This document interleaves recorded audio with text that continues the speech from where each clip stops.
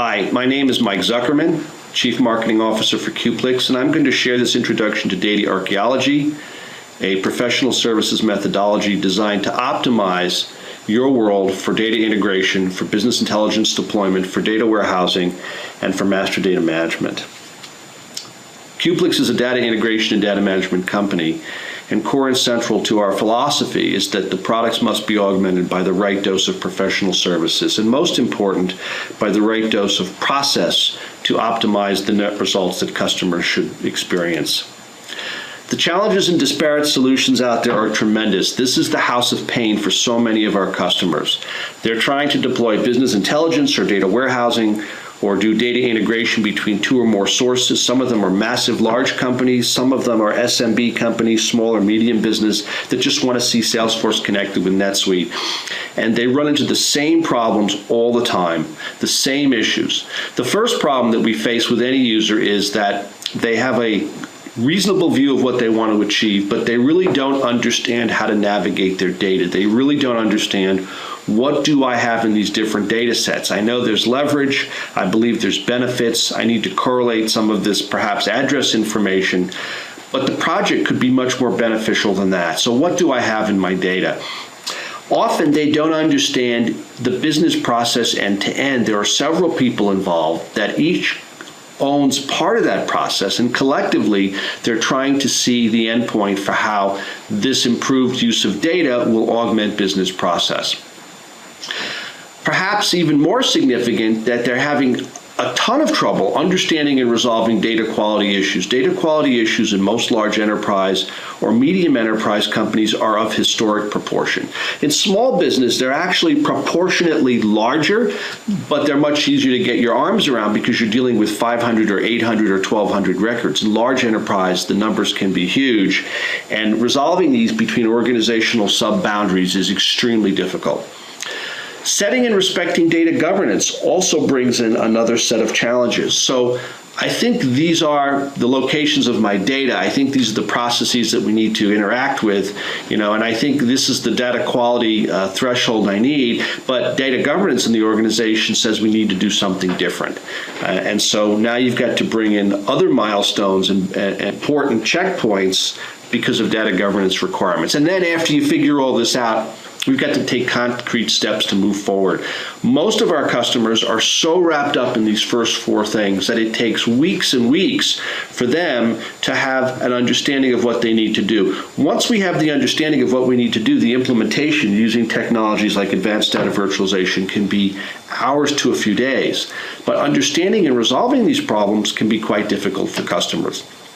Data archaeology are the processes designed to support the business user to optimize the use of resources to deliver business intelligence, data warehousing, data integration, and virtual master data management, and enable a services-oriented architecture deployment. So business users can see at a high level the benefits of SOA. They may or may not care, but the notion of reusability and the notion of easy deployment of your data makes infinite sense to everyone. But how are we going to solve these issues without spending time in dozens and dozens of meetings and spending hundreds of thousands of dollars on consulting we don't need? So the first part of a data archaeology engagement is really the same. It's discovery. It's the big picture. There are questions we need to ask to help you understand the process workflow that you have end to end.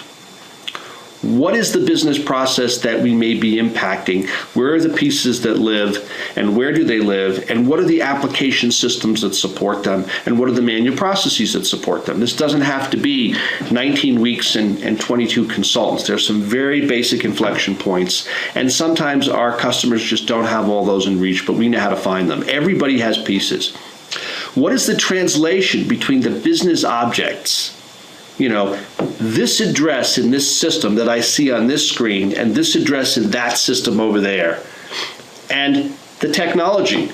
Some of our users would say it's just a morass of technology. They don't really want to know about metadata. They don't really want to know about schemas and SQL. They just want to know that the address fields in SAP, in this application, if the status of this field is 6, end up in these other 3 places. and that this field format is what we need to use when that data element rolls into a data warehouse.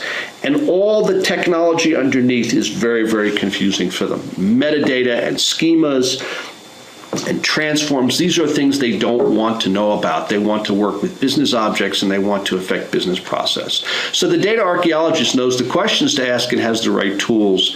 It's an oversimplification of what professional services has to achieve to optimize the time spent and minimize the dollars spent. Discovery really takes you to the big picture. What is it you wish to achieve?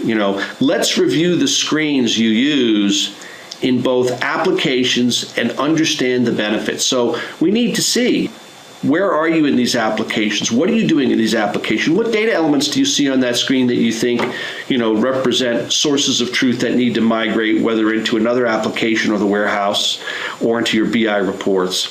And let's get samples of your data. How can we correlate these data elements?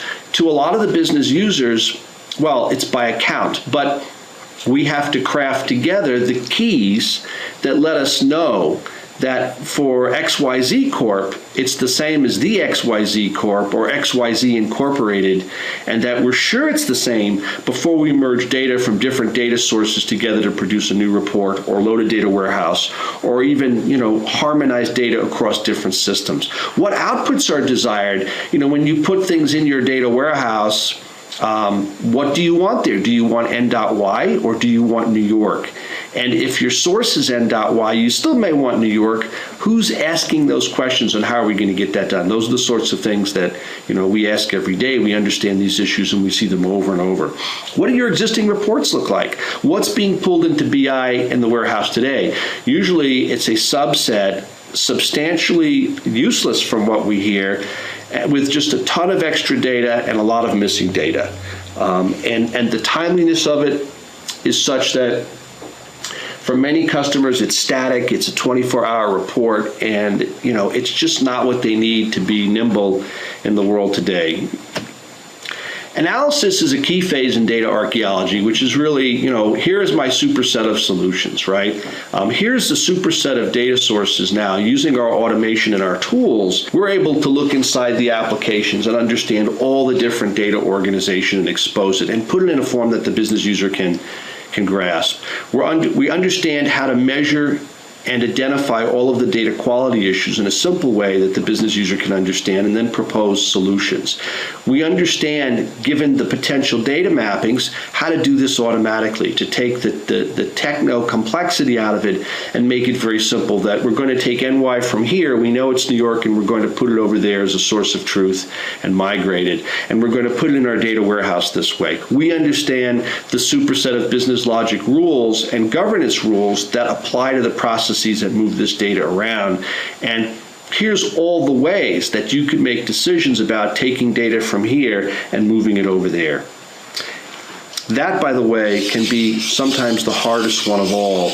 Not the known governance rules, but the business logic rules that really decide how you're going to move data and when.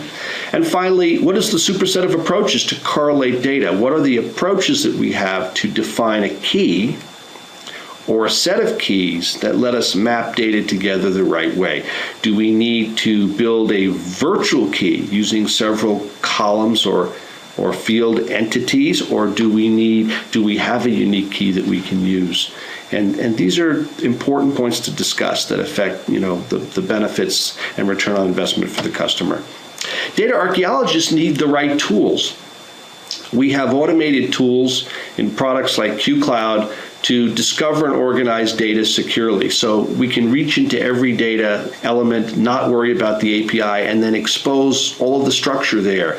We can put it in front of our business users and make decisions together about how are we going to correlate this data, and what are the rules that will drive movement either between these sources or into a data warehouse or into a BI report.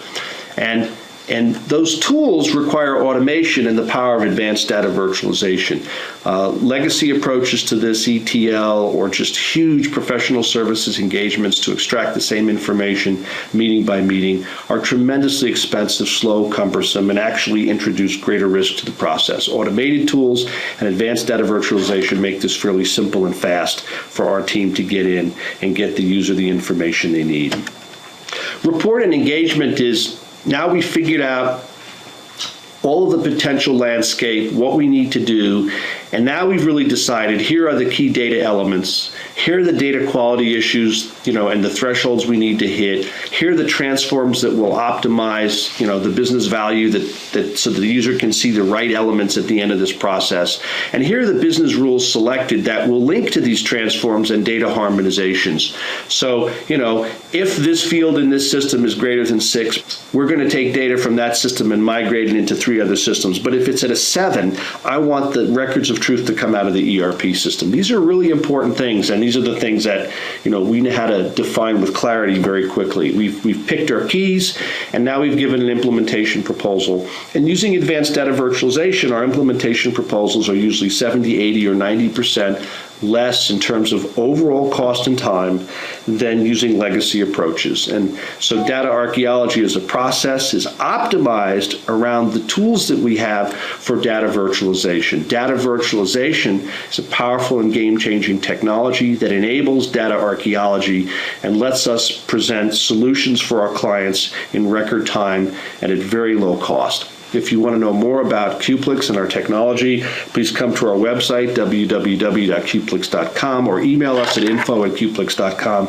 We'll look forward to meeting you and sharing more information about the company then. Thank you and have a great day.